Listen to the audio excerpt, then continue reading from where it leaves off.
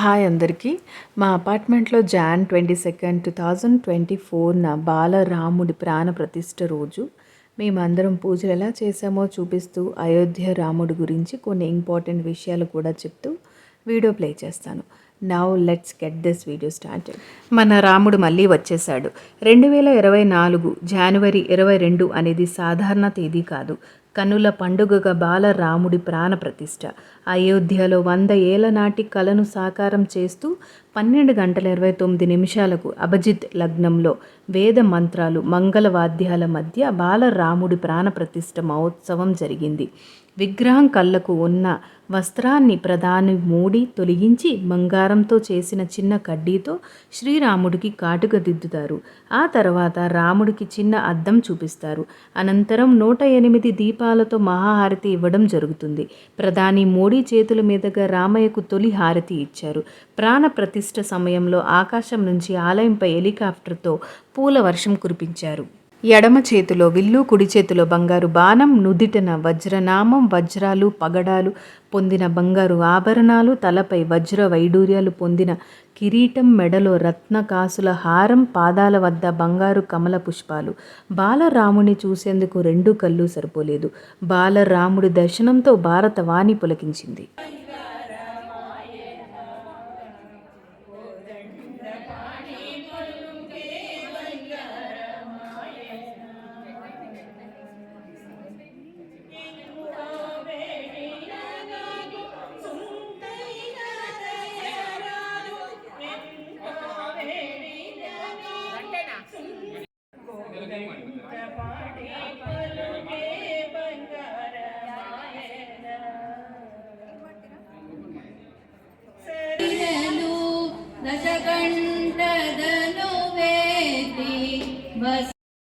ఇంకా అయోధ్యలోని ఏర్పాటు చేసిన బాలరాముడి విగ్రహం హిందూ మతానికి చెందిన అనేక ముఖ్యమైన రిలీజియస్ సింబల్స్ను కలిగి ఉంటుంది. విష్ణు యొక్క మొత్తం 10 అవతారాలు విగ్రహంపై చెక్కబడి ఉన్నాయి. విగ్రహం పొడవు మరియు దాని ప్రతిష్టాపన ఎత్తుని భారతదేశంలోని ప్రముఖ అంతరిక్ష శాస్త్రవేత్తలు సలహా మేరకు రూపొందించారు. ఎందుకంటే ప్రతి సంవత్సరం రామనవమి చైత్రమాసం శుక్లపక్షం 9వ తిథి మధ్యాహ్నం 12 గంటలకు సూర్య కిరణాలు నేరుగా శ్రీరాముని నుదిటపై పడేలా చేస్తే స్వయంగా సూర్య భగవానుడే శ్రీరాముడికి అభిషేకం చేస్తారు అని. ఈ విగ్రహం డార్క్ స్టోన్తో తయారు చేయబడింది మరియు మైసూర్కి చెందిన కళాకారుడు అరుణ్ యోగిరాజ్ చేత రూపొందించబడింది. అదే స్టోన్తో రూపొందించబడిన కమలాలపై నిలబడి ఉన్న 5 ఏళ్ల పిల్లవాడిగా ఉంటుంది. విగ్రహం బరువు 200 కిలోలు మరియు 51 ఇంచుల ఎత్తు మరియు 3 అడుగుల వెడల్పు కలిగి ఉంటుంది. అయోధ్యలో మందిరం కోసం రాముడి విగ్రహానికి చెక్కడానికి ముందే యోగిరాజ్ గతంలో కేదార్నాథ్లో ఉంచబడిన 12 అడుగుల ఆది శంకరాచార్య విగ్రహాన్ని మరియు ఢిల్లీలోని ఇండియా గేట్ సమీపంలో ఏర్పాటు చేసిన 30 అడుగుల సుభాష్ చంద్రబోస్ విగ్రహాన్ని చెక్కారు.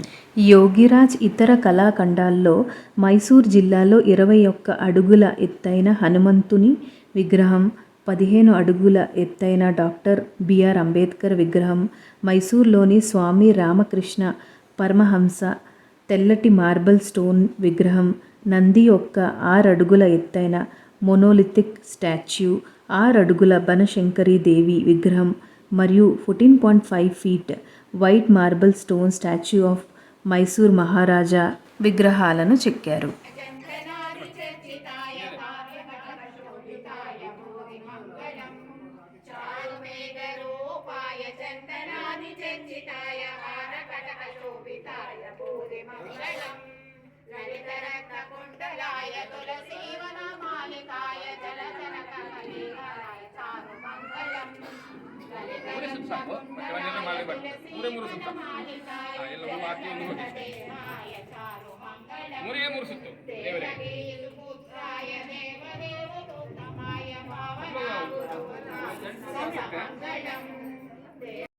ఇప్పుడు హిస్టారికల్ బ్యాక్గ్రౌండ్కి వస్తే ప్రాచీన భారతీయ ఇతిహాసం రామాయణం ప్రకారంగా రాముడు కోసల రాజ్యం రాజధాని అయోధ్యలో జన్మించాడు. రాముడు విష్ణు యొక్క 7వ అవతారం, విశ్వం యొక్క సంరక్షకుడు మరియు రక్షకుడు. రాముడు ఆదర్శవంతమైన రాజుగా, నీతిమంతుడైన యోధుడిగా, నమ్మకమైన భర్తగా మరియు దయగల మానవుడిగా గౌరవించబడ్డాడు. రాముడు ధర్మం, the cosmic order and the moral law స్వరూపులుగా కూడా పూజించబడ్డాడు.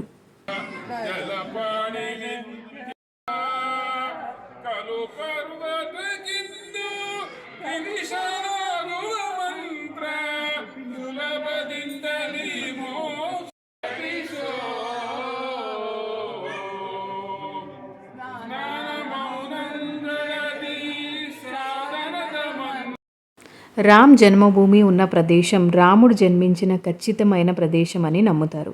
ఆయన జననం మరియు జీవిత జ్ఞాపకార్థం అతని వంశీకులు అక్కడ ఒక దేవాలయాన్ని నిర్మించారని చెబుతారు. అయితే ఆలయాన్ని 16వ సెంచరీలో ముఘల్ చక్రవర్తి ధ్వంసం చేసి దాని స్థానంలో బార్బీ మసీదుగా పిలువబడే మసీదును నిర్మించారు. తర్వాత 1992లో హిందూ కార్యకర్తలు గుంపు ద్వారా మసీదును కూల్చివేయబడింది. దీనితో దేశవ్యాప్తంగా రిలీజియస్ అల్లర్లు మరియు హింసకు దారితీసింది. చివరగా 2019లో సుప్రీం కోర్ట్ ఆఫ్ ఇండియా తీర్పుని చెప్పింది. డిస్ప్యూటెడ్ భూమి హిందువులకు ఆలయం నిర్మాణం చేసుకోవడానికి ఇస్తూ ముస్లింలకు మసీద్ నిర్మించుకోవడానికి ఆల్టర్నేటివ్ స్థలాన్ని కేటాయించింది. To overseas the design and the execution of the temple project చూడడానికి శ్రీ రామ్ జన్మభూమి తీర్థక్షేత్ర అనే ట్రస్టును కూడా కోర్టు ఏర్పాటు చేసింది.